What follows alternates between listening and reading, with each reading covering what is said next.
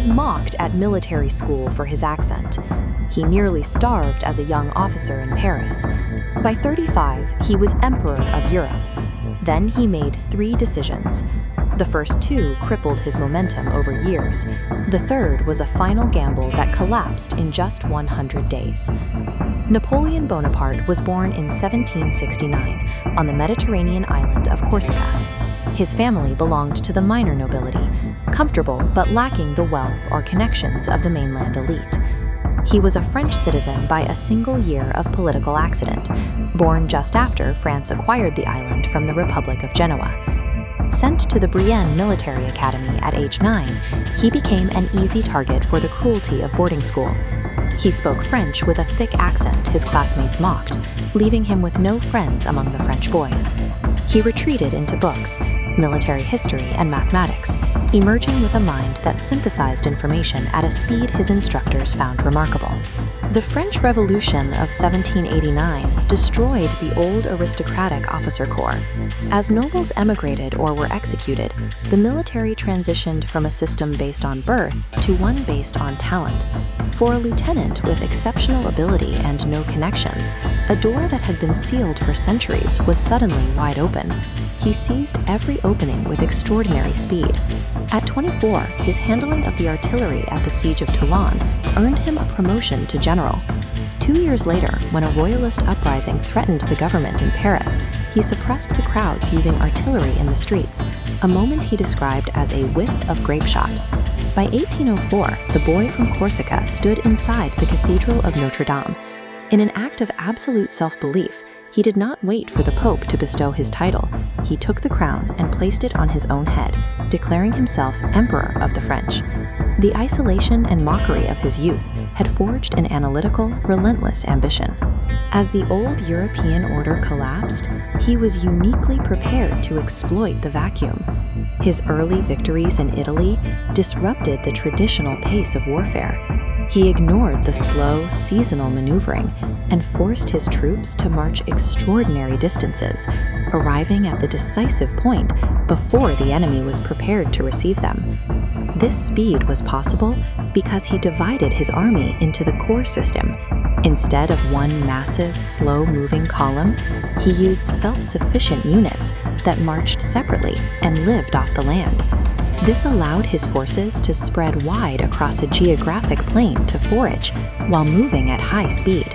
When combat was required, these independent nodes would converge with devastating speed, concentrating overwhelming force on a single weak point before the enemy could respond. At the Battle of Austerlitz in 1805, he used a feigned weakness to draw the combined Russian and Austrian armies away from the high ground, then seized the center to shatter both forces in a single day. This document, the Code Napoleon, was his primary tool of statecraft. It replaced thousands of conflicting local feudal customs with a single, unified legal framework.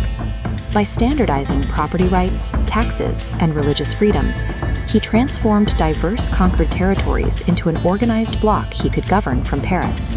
He was re-engineering the mechanics of war and governance alike, forcing the entire continent to operate at his tempo and under his legal authority. But at the height of his power, his calculated brilliance gave way to decisions disconnected from physical reality. He began to believe that his momentum alone could overcome any geographic or political limit. The first decision was Spain. In 1808, he imposed his brother on the Spanish throne, sparking a brutal guerrilla war. It became a draining ulcer that bled French resources for years, shattering the myth that his armies were invincible. The second decision was Russia.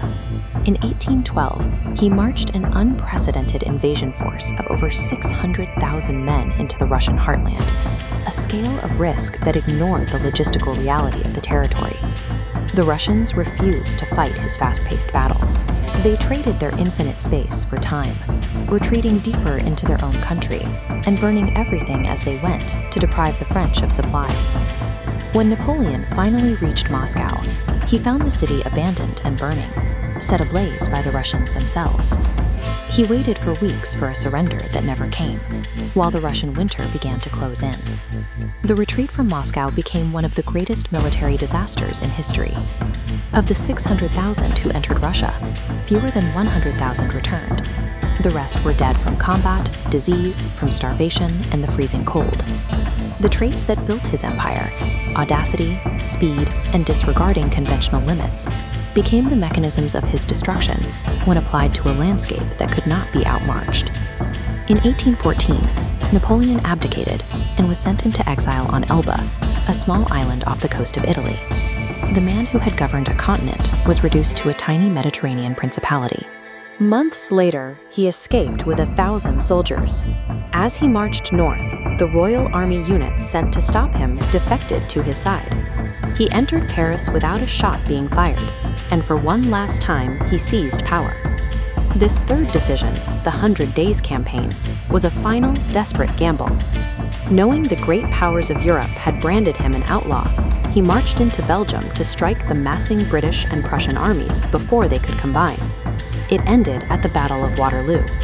A combination of tactical missteps, bad luck, and failing health cost him the field. Facing the forces of Wellington and Blücher, the French army finally broke in the mud. He surrendered to the British and was sent to St. Helena, an island in the South Atlantic, chosen for its extreme remoteness. He spent his final 6 years under close guard, writing his memoirs and reflecting on the empire he had lost. His legacy is a dual history, the enduring foundation of modern civil law and military theory, forever weighed against the millions of lives lost to his pursuit of expansion. Napoleon demonstrated that while a single mind could dismantle the ancient laws and borders of Europe, it could not survive the momentum of its own reaching.